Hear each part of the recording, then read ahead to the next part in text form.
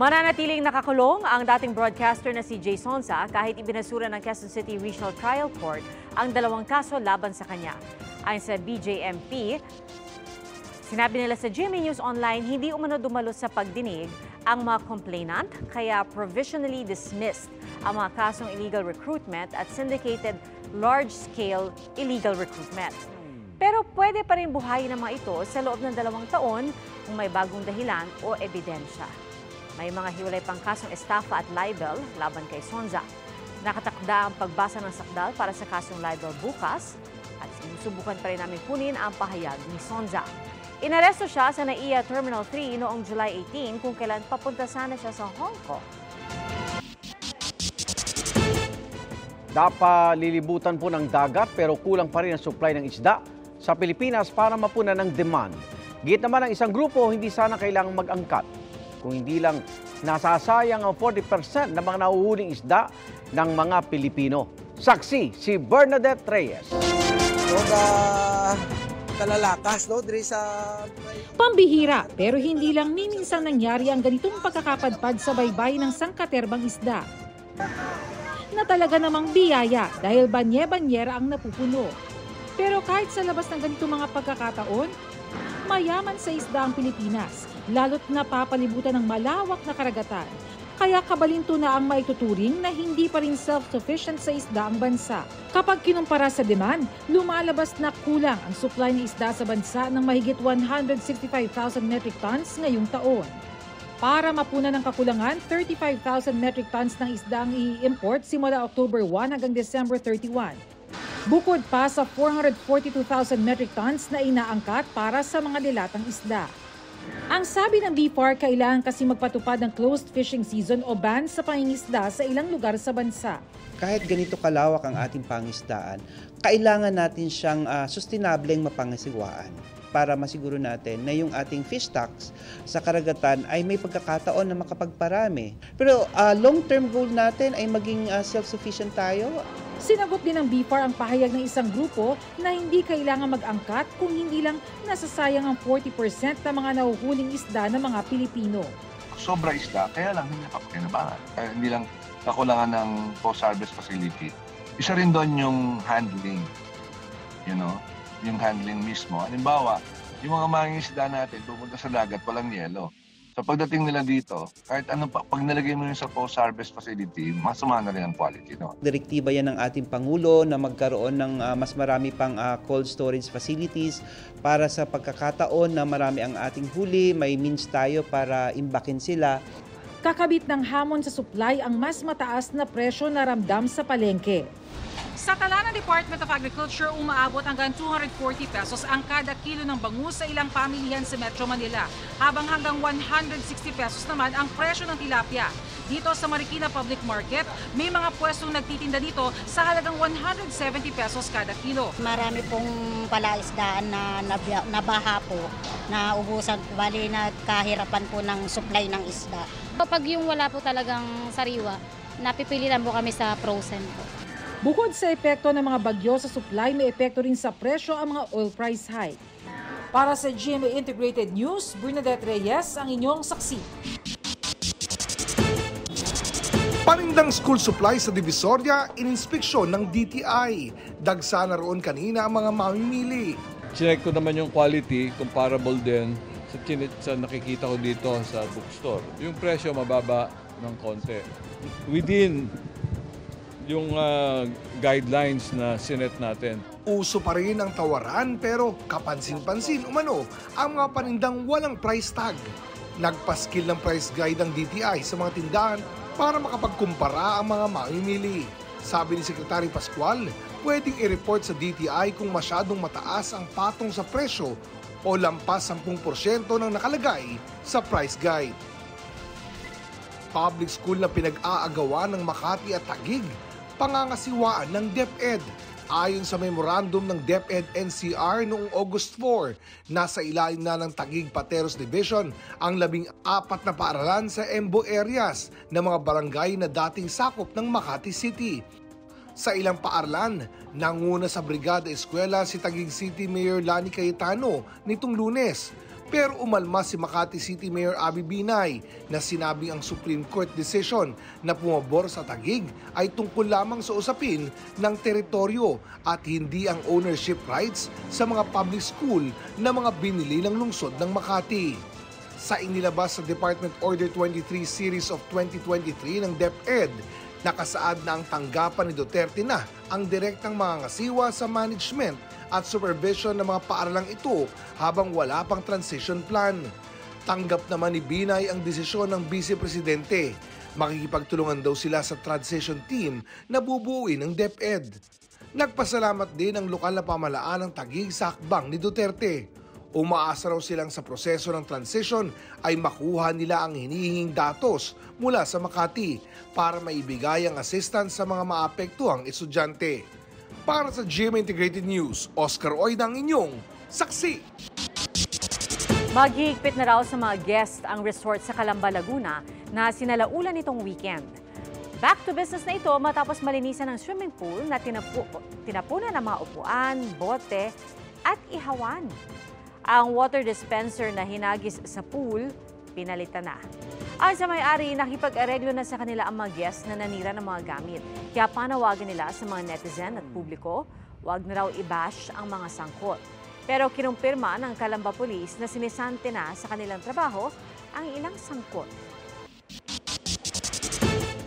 Kahit sa online shopping, may diskwento din dapat na nakukuha mga senior citizen. Kung aling mga produkto yan at kung paano makukuha ang diskwento. Alamin sa pagsaksi ni Ivan Mayrina.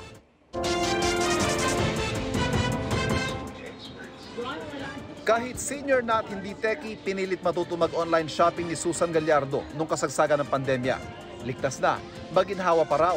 Yun nga lang, ang dating 20% discount na nakukuha kapag kumakain sa restaurant o bumibili ng gamot, hindi na niya nakukuha. Sayang 20% discount dahil malaking bagay din yun, nakakabawas din yun. Ang hindi alam ni Aling Susan, noon pang Mayo ng nakaraang taon, nagtakda na ng panuntunan ng mga ahensya ng gobyerno at National Commission on Senior Citizens para maibigay ang mga diskwento para sa online shopping ng mga senior citizen. At the time, COVID eh.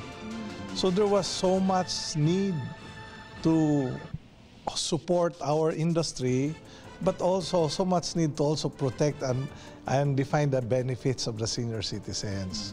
So it was passed and na-circularized yun. Nakabase ang diskwento sa Expanded Senior Citizens Act, 20% para sa pagkain, gamot at pamasahe sa pambubligong transportasyon, kabilang ang booking sa eroplano at barko at 5% para sa mga basic necessities at prime commodities. Para sa basic necessities, may hanggang 1,300 kada linggo ang pwedeng makakuha ng diskwento. Pero ang gamot, walang limitasyon ang sakop ng 20% discount. Medyo mabusisi nga lang ang proseso. Bago mag-order, kailangan ipaalam sa pagbibilhang merchant, kung restaurant o butika man halimbawa, na senior citizen ang bumibili at kailangan ipadala ang screenshot o scanned copy ng senior citizen ID at reseta. At pagka-deliver, kailangan ipresenta sa delivery rider ang original na kopya ng ID. Tinanong naman ng ilang food delivery rider kung may nakakakuha ng ganitong discount sa mga senior citizen. Wala po. Walang ganon? Wala po siya. Kailangan po talaga si customer po mag-dine in talaga sa mismong restaurant para makapag-avail ng discount. Pero pag online, wala? Wala po siya. Fix po siya. Ang customer kasi nag-order siya through online. Hindi siya, dapat siya mismo mag-direct doon sa restaurant kasi kailangan sila mismo sa ID. Yung transaksyon na gano'n. Sabi din sa amin yun ng mga crew sa restaurant. Ang National Commission of Senior Citizens muli raw mangangalampag sa mga ahensyang dapat tumututok dito. The law is very clear on transactions involving basic, essentials, di ba, mga ganon. So from food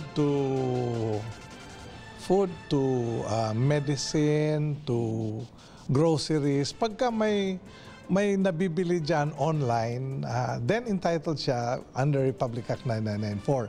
Para sa GMA Integrated News, Ivan Mayrina, ang inyong saksi.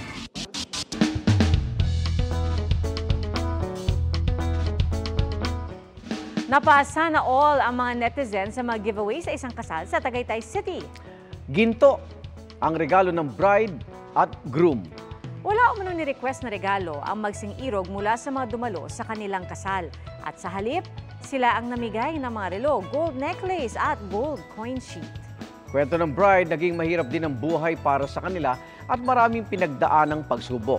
Pero hindi ito naging hadlang para sila'y magsikap. At ngayon, gusto nila ibahagi ang tinatamasang tagumpay sa mga kaanak nila at kaibigan. Nasira ang 5,000 pisong ipon ng isang babae sa Milaor, Camarines Sur. Paniwala niya, kinain ng anay ang ilan sa mga perang papel na itinago nila sa cabinet. Pandagdag pondo sana ito sa kanilang business. Ang malumang bersyon ng peso bills gawa sa plant material gaya ng abaka at cotton. At ayon sa mga eksperto, ilan ito sa madalas kainin ng mga anay.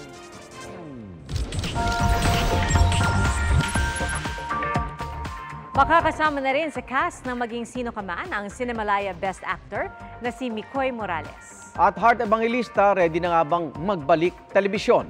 Narito ang showbiz saksi ni Katatibayan. Talk about loyalty. Dahil certified and solid kapuso pa rin ang kapuso fashionista na si Heart Evangelista after 10 years. I think it's important to always have a solid home. Kaya no matter where you go, hindi maliligaw yung landas mo. Dumalo rin sa contract signing sina GMA Senior Vice President Attorney Annette Gozon Valdez, Sparkle Vice President Joy Marcelo, Senior Assistant Vice President for Alternative Productions, Gigi Santiago Lara. We're very happy that she's continuing to trust Sparkle and GMA. It's an honor for us to have her with us in Sparkle. Dumating din ang ever-supportive husband ni Heart na si Senator Cheese Escudero. Kwento ni Heart, in the works na ang kanyang pagbabalik telebisyon at excited na rin siyang mapanood ito ng lahat. Kilig at chemistry overload ang pictorial ni Dennis Trillo at Bea Alonzo para sa upcoming primetime series na Love Before Sunrise. Patikim pa lang yan sa mga dapat abangan na eksena ng tambalang Bea at Dennis. Kamusta naman kaya ang dalawang stars na makatrabaho nila ulit ang isa't isa after 2 decades? Masaya ako na makatrabaho siya ulit. It's an honor. Ang sarap ulit siya makita in this environment. And then, yan, parang masarap na he's very collaborative as an actor. Makakasama rin sa series sila Sid Lucero at Andrea Torres na parehong first time makakatrabaho si Bea. Malapit nang mapanood soon ang Love Before Sunrise na collaboration ng GMA Network at View Philippines. Naging life-changing ang pagkapanalo ni Sparkle star Micoy Morales bilang Best Actor sa Cinemalaya 2023 para sa kanyang pagganap sa film na Tether. Ito rin kasi ang nag-push sa kanya na manatili sa industriya. I think this is a really big reassurance para ituloy ko lang yung ginagawa ko and to stay here. Marami rin siya naging first sa pelikula gaya ng kanyang daring at intimate scenes. It's a different Micoy naman ang mapapanood sa TV remake na Maging Sino Ka Man, kung saan gagampanan niya ang karakter na kaibigan ni Carding. Nabanggit din ni Micoy na magaan at masayang ka-work ang tambalang Barbie Forteza at David Licauco. Para sa GMA Integrated News, Katatibayan ang inyong saksi. Salamat Igan sa inyong pagsaksi. Ako naman, Arnold Clavio. Ako po si Pia Arcangel para sa mas malaking misyon at sa mas malawak na paglilingkod sa bayan. Mula sa GMA Integrated News, ang News Authority ng Pilipino. Sama-sama tayong magiging saksi! Mga kapuso, sama-sama tayong maging saksi. Mag-subscribe sa GMA Integrated News sa YouTube. Para sa mga kapuso abroad, samahan niyo kami sa GMA Pinoy TV at sa www.gmanews.tv.